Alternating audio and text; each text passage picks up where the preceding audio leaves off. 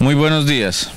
El Comando del Batallón de Operaciones Terrestres, orgánico del Comando Operativo de Estabilización y Consolidación Zeus, se complace en celebrar el día de hoy, 10 de diciembre, el Día Internacional de los Derechos Humanos y el Derecho Internacional Humanitario. Es por eso que nosotros, los soldados del Ejército Nacional, nos unimos en compañía de las instituciones gubernamentales del municipio de Planadas para conmemorar esta fecha tan importante para la humanidad. En el día de hoy me acompaña el señor Capitán Moreno, el señor Teniente Díaz y la segunda autoridad del pueblo del municipio de Planadas, el doctor Sergio, secretario de gobierno de este municipio.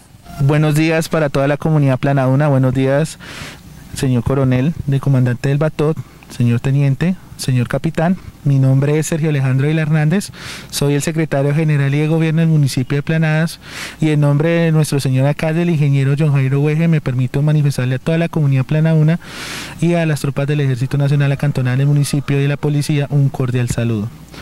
En marco de esta celebración de este importante día para la humanidad, como lo escribía mi coronel, me permito compartirle a los planadunos una importante conceptualización acerca del derecho internacional humanitario. Querida comunidad, todo comienza en 1859 al norte de Italia sobre una batalla que ocurrió allí. Es la famosa y recordada batalla de Solferino, en la cual las tropas austriacas y francesas libraron una cruenta batalla de la cual hubo muchos muertos, muchos heridos y prácticamente campos de desolación y de sangre. Un transeúnte, el señor Henry Durán, que fue un importante hombre de negocios de Ginebra, al sentirse conmovido con las escenas dantescas que vio en esa batalla, con la ayuda de la comunidad de Solferino, decidió ayudar y brindarle apoyo a todos los heridos en esa nefasta confrontación bélica. Y por lo tanto recopiló todas esas vivencias en un libro que publicó más tarde en 1872, que se conoce como Memorias de Solferino, del cual yo recomiendo encarecidamente que su lectura. En ese libro, no solamente el autor, Dunant, describió todos los horrores que vio en esa terrible batalla, sino que también hizo unas 3 propuestas con el fin de humanizar la guerra, en la cual básicamente son 3 propuestas sencillas. La primera era que se establecieran sociedades voluntarias en cada nación del mundo, las que en tiempo de paz se prepararían para servir como auxiliares de los servicios médicos militares, y de los cuales pues tenemos organismos neutrales y de apoyo como la Cruz Roja Internacional, las Cruz Rojas en cada país del mundo, o la Media Luna Roja en nuestros países hermanos musulmanes. Segundo, que todos los estados del mundo adoptaran un tratado internacional garantizando la protección de hospitales militares y personal médico. Por lo tanto, esa dicha propuesta hecha por el señor Dunant, más tarde, en 1864, se convertiría en el primer Tratado Internacional de Humanización de la Guerra, conocida como el primer Convención de Ginebra. Y la tercera propuesta es que sea adoptado un símbolo o un signo internacional que identifique y por lo tanto proteja al personal médico y las instalaciones médicas, tales como la Cruz Roja y la Media Luna Internacional, que la cual fuera ampliamente conocida por todos los actores y por todas las naciones del mundo como una institución neutral, una institución de apoyo y una institución de socorro para todas las personas que en momento de guerra o de paz pues necesitarán un apoyo invaluable frente a situaciones de desastre. Muchas gracias. Buenos días a la comunidad planaduna. Para mí, en la conmemoración del Día de los Derechos Humanos y el Derecho Internacional Humanitario, deseo de antemano, con el permiso de mi coronel, me presento, soy el capitán Oscar Javier Moreno García, orgánico de la zona de verificación suroccidente, el cual me desempeño en ese sector como comandante del destacamento de implementación del OSO. Quiero manifestar que a los hechos ya mencionados por el doctor Sergio, el nacimiento del derecho internacional humanitario pues está escrito sobre 10 artículos concisos, en los cuales nosotros debemos ilustrar de una manera concisa los objetivos centrales de los tratados del derecho humanitario. Ante ellos se encuentra el derecho de Ginebra, que principalmente concierne con la protección de las víctimas del conflicto armado, por ejemplo los no combatientes y aquellos que no toman ya parte de las hostilidades. Posterior tenemos el derecho a la Haya, cuyas provisiones se relacionan a las limitaciones y provisiones de los medios y métodos específicos de hacer la guerra. Recordemos que el derecho internacional humanitario específicamente es saber cómo se va a hacer la guerra y cómo la vamos a limitar. Igualmente, pues a raíz de ello tenemos una formación del derecho internacional humanitario. Estas formaciones constitucionarias humanitarias iniciales forman con el sentido humanitario en las partes regionales, mundiales, conclusión de tratados contenidos en cláusulas humanitarias, cláusulas sobre paz, armisticio y capitulación. Para ello, pues, están escritas en su tiempo, en 1864, primera Convención de Ginebra, en 1868, Declaración de San Petersburgo, en 1899, Convención de La Haya, en 1906, la revisión de la primera Convención de Ginebra. En 1907 tenemos las Convenciones de La Haya. En 1925, Protocolo de Ginebra sobre armas químicas. En 1929 manejamos la primera y tercera Convención de Ginebra. En 1949 manejamos lo que es la primera, segunda, tercera, cuarta Convenciones de Ginebra en su artículo 3 común. Tenemos en 1954 lo que son Convención para la Protección de la Propiedad Cultural. En 1977 manejamos convenciones sobre el uso de armas convencionales. En 1980 Convención sobre las armas químicas. En 1995 protocolo relacionado a armas láser cegadoras. En 1996 revisión de la convención de 1980 y en 1997 lo que es la Convención sobre Minas Antipersonales, Tratado de Ottawa, el cual en ese momento pues nosotros estamos conllevando y estamos tratando de resolver con el trabajo de desminado humanitario que se realiza en la región del sur del Tolima, en Planadas, con el batallón de desminado humanitario número 2 en el sector de la Hacienda. Por ello quiero resaltar que todo esto maneja el derecho internacional humanitario, es requerido y ha nacido por una necesidad, la cual ha partido de una historia que fue documentada y posterior a ello pues es aplicada para que la comunidad que no es partícipe del conflicto pueda vivir en tranquilidad. Muchas gracias. Ya con este recuento realizado por los expositores, continuamos con los principios que tiene el derecho internacional humanitario. Debemos tener en cuenta que son dos clases de principios: los principios del derecho internacional humanitario y los principios del derecho internacional de los derechos humanos.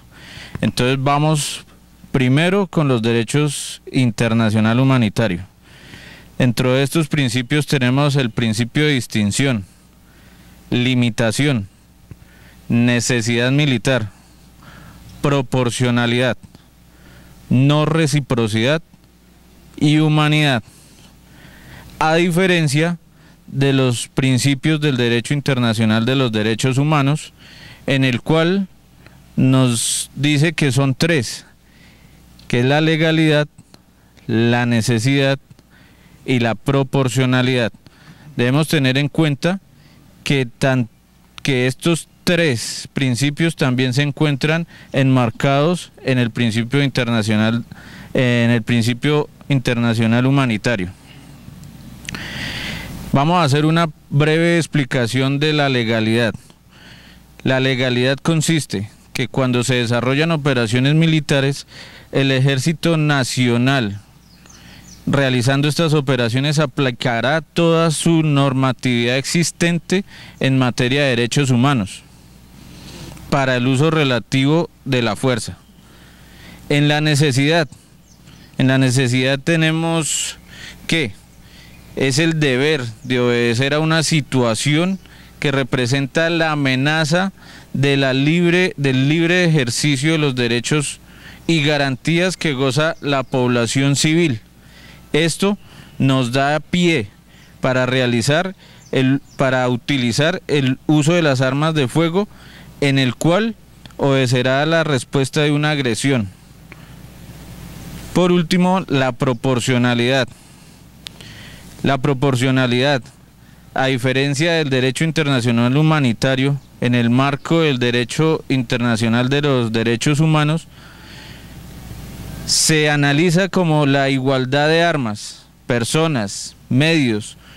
Cuando el empleo de las armas de fuego sea inevitable, los miembros del Ejército Nacional ejercerán con moderación y actuarían en proporción. Pero ¿a quién se protege? ¿Quién es el protegido? ¿Quién es la persona protegida? Las personas protegidas son un grupo de personas que no participan directamente de las hostilidades en el marco del conflicto armado, bien sea este de carácter internacional o no, como nos pasa aquí en nuestro territorio nacional. Aquellas personas que han dejado de participar de las hostilidades, ya sea por causa de una enfermedad, ya sea por causa de un naufragio, heridas, rendición, captura o situaciones similares que le pueda pasar a este no combatiente. Pero ¿quiénes son los sujetos que tienen la protección? Estos sujetos son, dentro de los muchos que encontramos, los principales son los periodistas, el personal sanitario, el personal religioso, como ya lo habíamos hablado, el personal enfermo, herido, que ha caído en naufragio o que se haya rendido o haya dejado sus armas, el personal de socorro humanitario, aquellas personas que no participan directamente de las hostilidades o que han dejado de participar. Y dentro de esas personas hay unos bienes, y estos bienes son los de carácter civil, que no son objetivos militares, que en nuestra comunidad podemos ver como el acueducto. Esa es una parte importante de un bien que no entra dentro de las hostilidades. Ya para terminar, tenemos que todo esto está enmarcado bajo un bloque de constitucionalidad.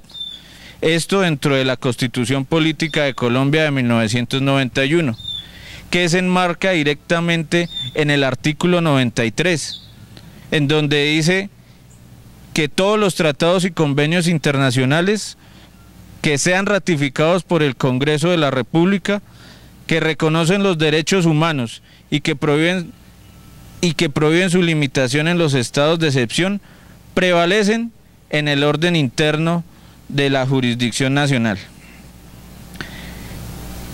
En general, estos principios y estos deberes y derechos consagrados en esta carta se interpretarán de conformidad con los tratados internacionales sobre los derechos humanos que sean ratificados por la República de Colombia. Muchísimas gracias.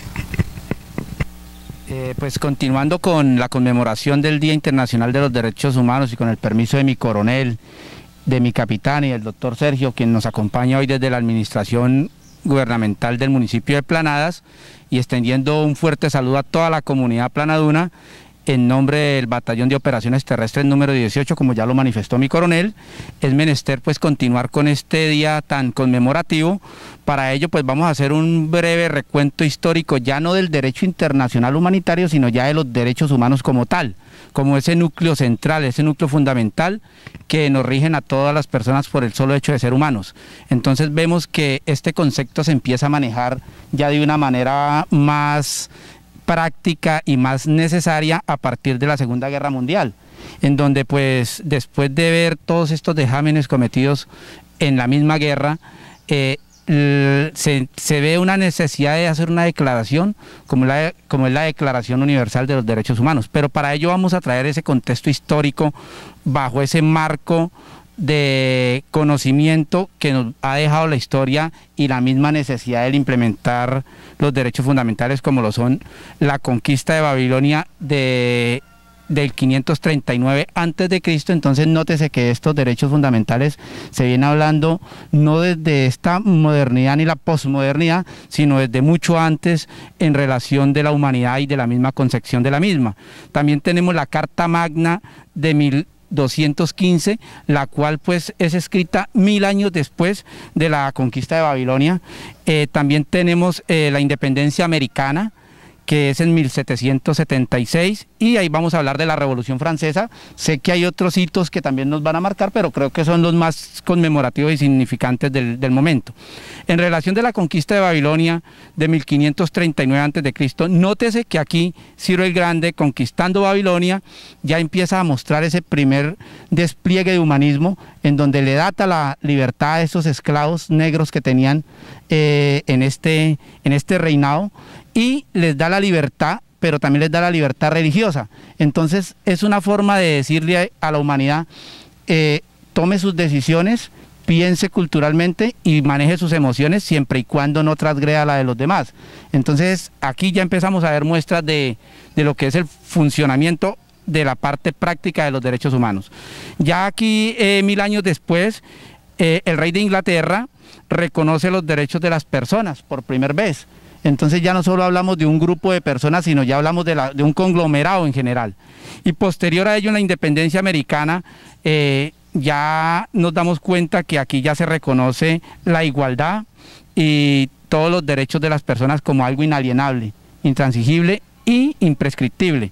Ya en la Revolución Francesa, ya en la Declaración de la Independencia Americana, se hace hincapié a todos los derechos naturales de las personas. Entonces ya aquí se le va dando un conglomerado más amplio de lo que tiene que ver con los derechos humanos, y en la Carta de Fundación de las Naciones Unidas por primera vez se maneja el concepto de derechos humanos. Entonces mire la importancia y lo que le va a venir a dar nacimiento 3 años después, en 1948, a lo que ya hoy conocemos como la Declaración Universal de los Derechos Humanos. Y aquí sí quiero hacer como un pequeño paréntesis. Nótese que esta declaración muchas veces la tenemos en el día a día, pero no la conocemos o no la sabemos manifestar. Usted le pregunta a las personas hoy en día qué son los derechos humanos, y es una pregunta tan básica, pero que a veces nos cuesta responder. Entonces los derechos humanos están catalogados en nuestra Carta de Naciones Unidas, en la Declaración Universal de los Derechos Humanos, en 30 puntos que recogen todos los derechos fundamentales de las personas, como lo es el derecho a la vida, como lo es el derecho a la educación, como lo es el derecho a los no tratos crueles e inhumanos, que sería como lo que nos convoca hoy, como lo es el derecho a la libertad, a la locomoción, como lo es el derecho a la no discriminación, como lo es el derecho a la no esclavitud. Y pues quiero simplemente recoger todos estos derechos y plantearlos en los 30 fundamentales, para mí siendo más importante, sin que tenga un nivel ninguno de ellos, el número 30, porque el número 30 simplemente dice: nadie tiene derecho a quitarte tus derechos. Entonces nótese cómo muchas veces nosotros desconocemos que el simple hecho de expresarnos es un derecho fundamental que nos deben de respetar. Pero aquí sí también quiero llamar a la comunidad que hagamos una reflexión. No permita entregar sus derechos. ¿Cuándo entrega usted sus derechos? Cuando usted transgrede los de los demás. Y yo sí quiero también dejar una reflexión, y es decir lo siguiente: el único derecho constitucionalmente en Colombia que no tiene el militar es el derecho al voto. De resto también es una persona que siente, que tiene ese humanismo, y por lo tal también debe de brindar esas garantías a la comunidad, que es nuestro objetivo. Y como mi coronel lo decía, nosotros somos garantes tanto de los derechos humanos como el derecho de la guerra. Entonces nótese que hoy es un día muy especial, pero también vamos a mirar dentro de esta formación de derechos qué instituciones los rigen y qué instituciones también los pueden proteger, porque es que es muy fácil decirle a la gente estos son sus derechos, pero en el momento que se le vulneran, ¿quiénes son los llamados a protegerlos? Entonces, en principio, todas las instituciones del Estado, pero a falta de ella y a falta de estas acciones, bien sean gubernamentales, bien sean militares, tiene que venir a interceder lo que es la Comisión Interamericana de Derechos Humanos. Esta comisión, pues, ya como todos saben, fue fundada en 1959, y es en razón de poder darle una vertiente a todos estos derechos humanos y decirle a la gente: es que no solo está la declaración, sino también hay unos entes que le van a ayudar a usted a restablecer esos derechos que le han sido conculcados. Y para ello, pues nótese que la sede queda en Washington, y este es un ente prejudicial en donde usted puede acudir antes de, y aquí pues se dan medidas cautelares, medidas de protección urgentes, y para ello pues entonces el Estado colombiano, para el caso, sería obligado a que se le brinden estas medidas de protección a quienes se les hayan vulnerado o quienes se encuentren en un peligro grave o inminente. Para ello también tenemos lo que es la Corte Interamericana de Derechos Humanos, la cual su sede queda en San José de Costa Rica, y nótese que esto sí es un órgano judicial, pero es un órgano judicial que va a emitir sanciones directamente a los estados que no garanticen estos derechos fundamentales.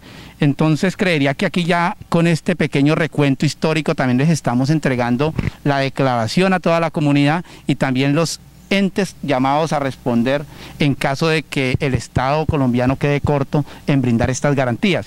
Y vamos a mirar otras instituciones que también brindan ciertas protecciones, como lo son aquellas organizaciones no gubernamentales, las ONGs. Entonces vamos a hacer un pequeño recuento muy corto. Entre ellas tenemos Amnistía Internacional, que también hace parte de estos órganos o de este sistema de la ONU. También tenemos Transparencia Internacional, que es la que se encarga como de velar para que se le brinden ciertas garantías antes de llegar o acudir a aquellas instituciones que ya son de estricto cumplimiento. Tenemos los Defensores del Pueblo, como un ente que está llamado a ser el primero en visorar y prevenir estas violaciones a los derechos fundamentales, y también contamos con los Consejos de Derechos Humanos de Naciones Unidas. Entonces nótese que Naciones Unidas no solo da una declaración, sino también tiene tiene un sinnúmero de entes o instituciones llamadas a apoyar y a prevenir esta violación o esta protección de derechos humanos. También tenemos la UNICEF como un órgano que prevé y protege todo lo que tiene que ver con la vulneración ya en esta comunidad en particular. Nótese que también la Human Rights es una ONG que es muy crítica, pero es crítica porque prevé y previene la vulneración hacia la humanidad y en ciertas comunidades en particulares, o en el intelecto de la persona que se le haya conculcado este derecho humano. Y también para otras latitudes tenemos el órgano de Naciones Unidas para la Educación y la Ciencia. Entonces aquí nótese que la vulneración de derechos fundamentales no solo se da desde la parte física, sino también se da desde la parte cultural, y de esta manera pues mi coronel creería yo que con el respeto que merece la comunidad del pueblo planaduno, de toda esta región, la cual es pues responsabilidad de usted como comandante del Batot 18, se le manda un mensaje claro a la comunidad en razón de que nosotros no somos esa presencia militar armada, sino somos esa presencia humanística que reconoce el respeto por el derecho internacional humanitario y por los derechos humanos, y que estamos en la capacidad no solo de aplicarlos, sino también de brindar unos espacios de capacitación para que la comunidad en el momento en que lo requiera nos busque para nosotros orientarlos en dónde deben de llegar para que sean asistidos en su humanidad, como lo venimos haciendo hasta el momento en toda la jurisdicción. Agradezco la invitación, mi coronel, y le permito pues para que usted haga la despedida y el cierre de este evento tan importante para la conmemoración del Día Internacional de los Derechos Humanos y el DIH como tal.